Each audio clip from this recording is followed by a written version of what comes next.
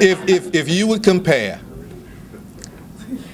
Michigan in terms of the 170 days with 70, with one being the best and 50 being the worst in terms of the number of days that's required of children to attend schools, Michigan ranks number 50. Number 50.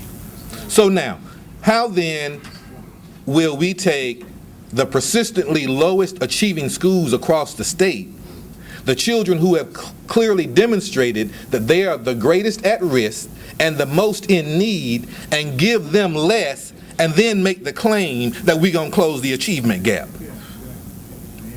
Now, folks, let's just be real. That dog won't hunt. He won't even get off the truck. Will not. So, we have recommended, and it's been approved by our board, that we move our public schooling from 170 days to 210 days, and 220 days for teachers. Our 210 days now begin to mirror what they're doing in China, Japan, Sweden, Singapore, and Germany.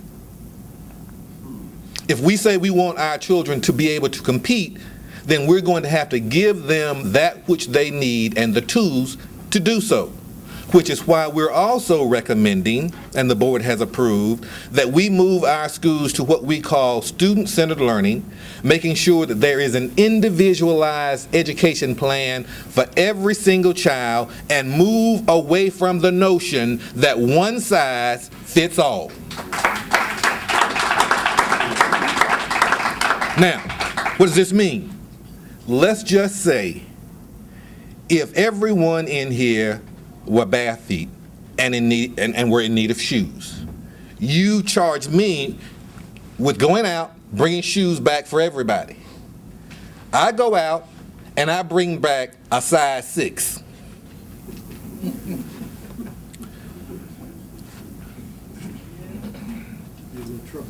I've given you what you need, shoes, but that's how our system of public schooling is designed. Everybody is getting the service, but they're not getting that which they need to be successful.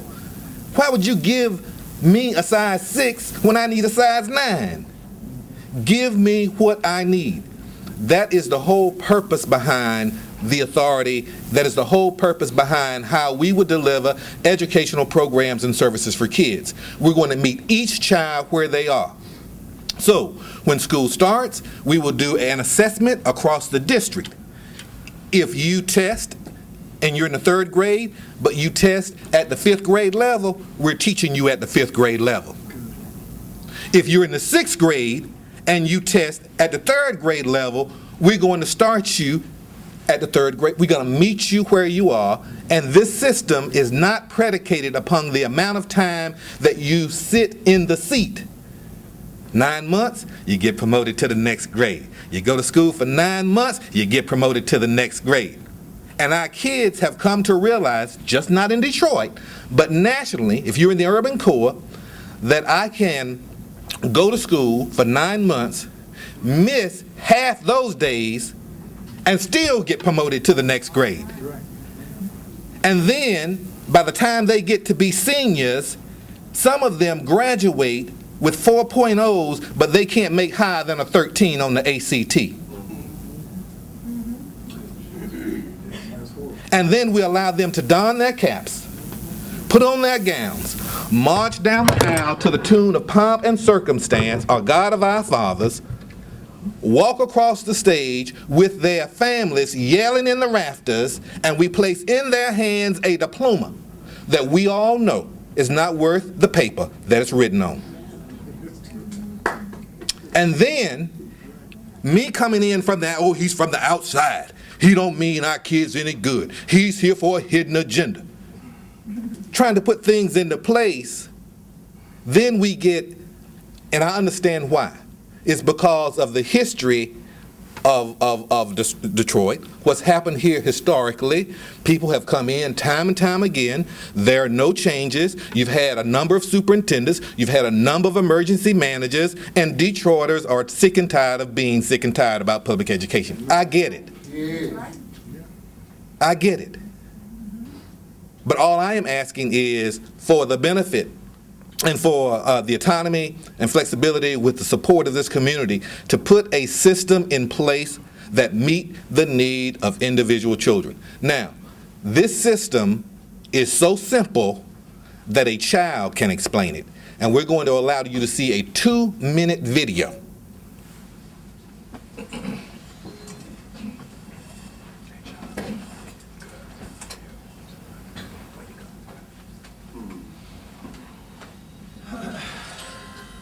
At the beginning of the school year, that we are tested and we are put on the best of our levels, but not by our grade. Like, he's level 7, I'm level 6. I'm a level 14 in communication arts and level 13 in math. In communication arts, I'm in level 11, and in math, I'm level 13. When you was put in grade levels, it might have been too easy for you or too hard for you, but when you put on your level that you know that you're on, it's just right for you. The work that they give you, or the work that you choose by yourself is just right. We have a conference with her to tell her what learning target we're working on. She tells us if it's hard, easy, or just right for you. And if it's like too easy and she knows it's too easy for you, you have to pick a different one. Yesterday I was working on prefixes and suffixes, but now I'm working on declarative words with meanings. The last one I moved from was similes, metaphors, and personification. And what now are you working on? What's the Identify analogies. When I went into the standards-based schools, God, every child actively engaged. Teachers are not saying, Johnny, put that down. Billy, don't pull her hair. None of that. It was just like I envisioned it. And then as you go from classroom to classroom throughout the entire building, you see it consistent. More important than anything else was the active engagement of kids and how they have taken responsibility for their own learning.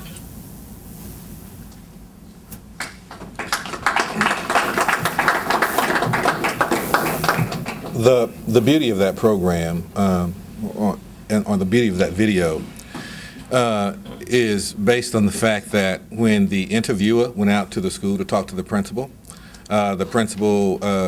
showed the interviewer and the videographer down to where they were going to set up.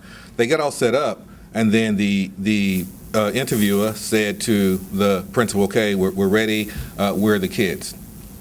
The principal took the interviewer out in the halls and said, "Go select them. This is in a school of about 400-500 kids. You can talk to any child in this school you want to talk to. You go get them." So this was not staged where you pick the best and brightest. And that's how you know that the system is working, when you go into the school and the principal says, you can talk to anybody. Whoever you want to talk to, you go talk to them.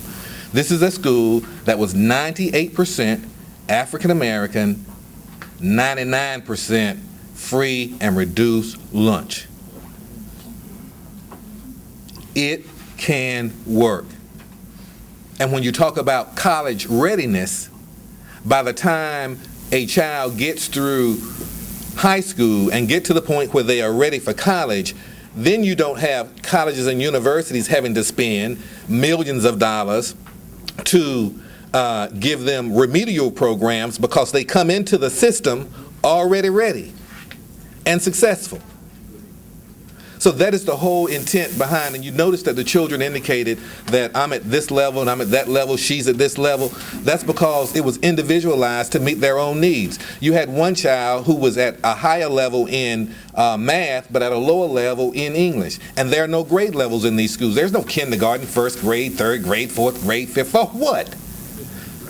Because we've always done it this way.